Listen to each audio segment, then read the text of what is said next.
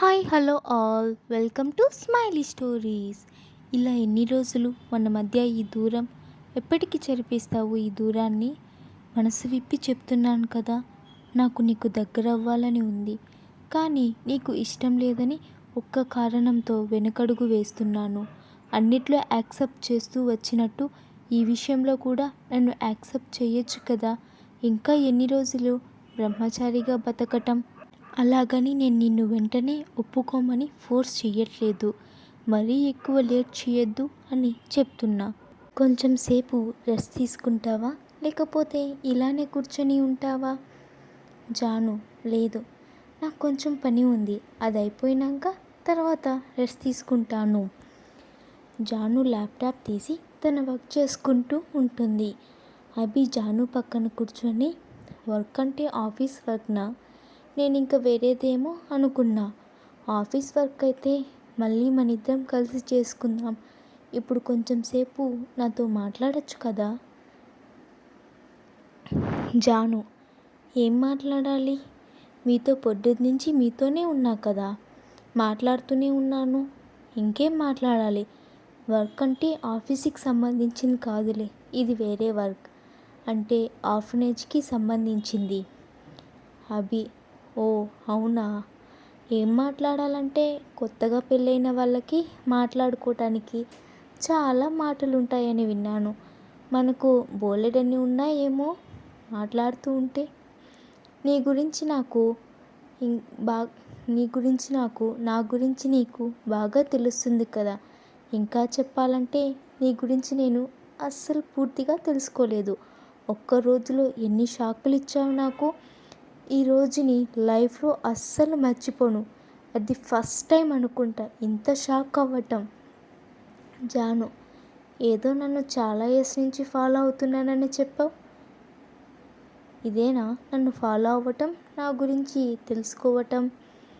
అభి, follow అవుతున్నానంటే నిజంగానే follow అయ్యాను.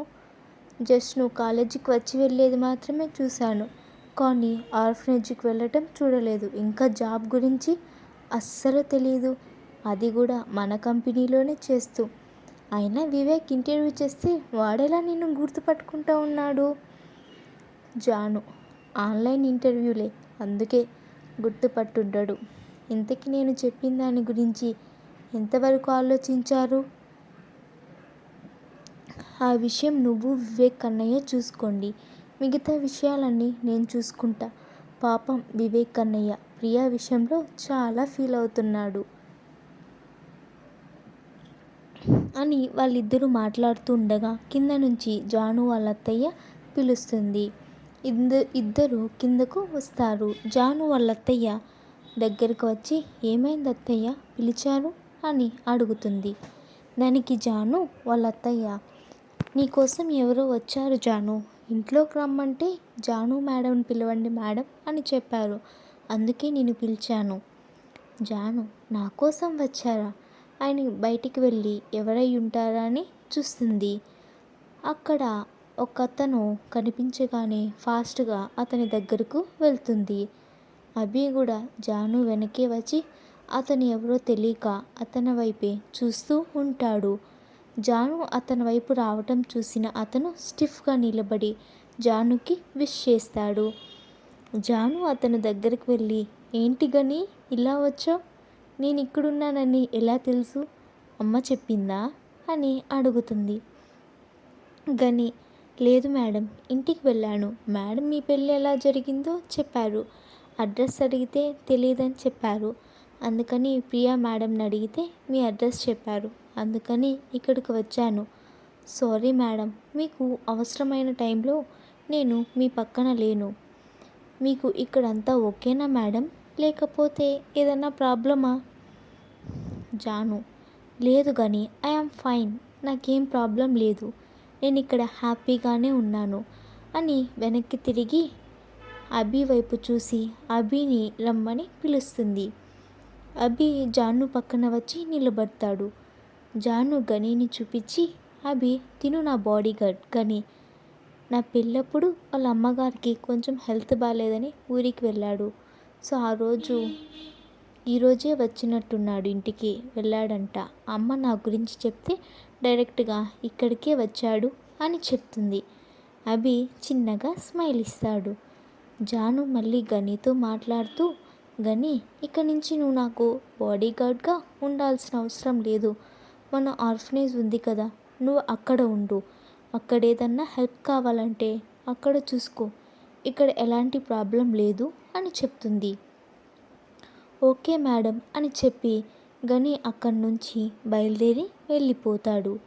జాను ఇంట్లోకి వెళ్తూ ఉండగా అభి, చూసావా, నీకు బాడీగార్డ్ ఉన్నాడని కూడా నాకు తెలియదు. ఇది ఇంకో షాక్ అని పెదవి విరుస్తూ మాట్లాడతాడు. జాను అభి వైపు చూసి నవ్వి, ఇప్పుడే ఇలా అయిపోతే ఎలా అభిరామ్ గారు, ముందు ముందు చాలా ఉన్నాయి, అప్పుడేమంటారు అని కళ్ళెగరేస్తూ అంటుంది. ఆ మాటతో అభి గుండె మీద చెయ్యి వేసుకొని, వామ్మో ఇంకా ఉన్నాయా, ఇంకా నా వల్ల కాదు అని అంటాడు. అభి అలా అంటున్నప్పుడు అభి ఎక్స్ప్రెషన్స్ చూసి జాను గట్టిగా నవ్వుతుంది.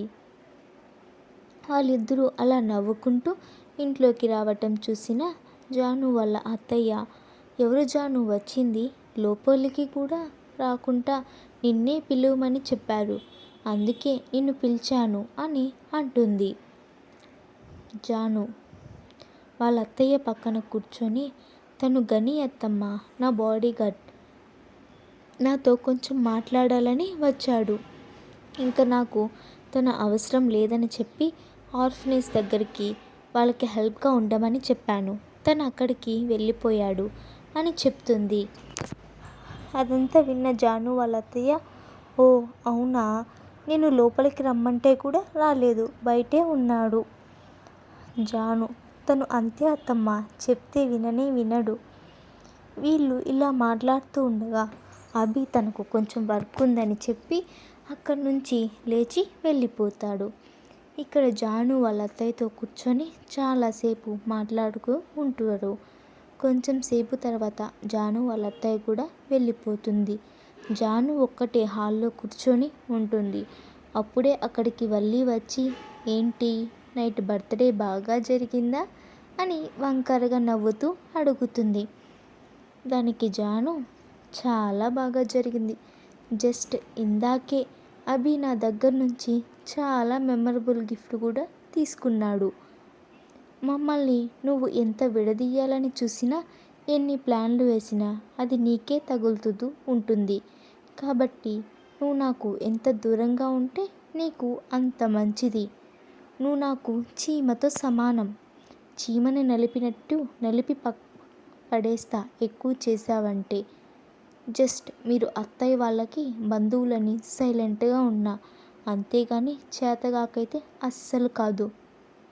ఇలానే చూస్తూ ఉండు, ఏదో ఒకరోజు నేనే మెడపట్టి నిన్ను బయటికి తోసేస్తా, అప్పుడు తెలుస్తుంది ఈ జాను అంటే ఏంటో నీకు అని చెప్పి జాను అక్కడి నుంచి లేచి వెళ్ళిపోతుంది. వల్లి వెళ్తున్న జానుని చూస్తూ, ఎంత పొగరే నీకు, నన్ను చీమను నలిపినట్టు నిలుపుతావా, చూస్తూనే ఉండు, నువ్వు తేరుకోలేని దెబ్బ కొడతాను. మా బావ నిన్ను అసహ్యించుకునేలా చేయకపోతే నా పేరు వల్లీనే కాదు అని మనసులో అనుకొని కసిగా నవ్వుతూ ఉంటుంది. ఇక్కడ అభి నేరుగా వెళ్ళి వివేక్తో మాట్లాడి అక్కడి నుంచి వాళ్ళిద్దరూ ఒక దగ్గరకు వెళ్తారు. అక్కడ వాళ్ళు చేయాల్సింది చేసి రిటర్న్ అయ్యేటప్పుడు జాను అభికి ఫోన్ చేస్తుంది. అభి తను ఏ పని మీద వచ్చాడో జానుకి చెప్పి అక్కడ వాళ్ళు అనుకున్నట్టు జరగలేదని చెప్తాడు. అదంతా విన్న జాను, ఓకే, మీరు దాని గురించి వర్రీ అవ్వకండి, నేను చూసుకుంటా దాన్ని, అలానే వివేక్ అన్నయ్యని టెన్షన్ పడొద్దని చెప్పు. మీతో ఈ జాను ఉన్నంత వరకు మీరు అస్సలు టెన్షన్ పడాల్సిన అవసరం లేదు, ఇక అన్నీ నేను చూసుకుంటా అని చెప్పి జాను ఫోన్ పెట్టేస్తుంది.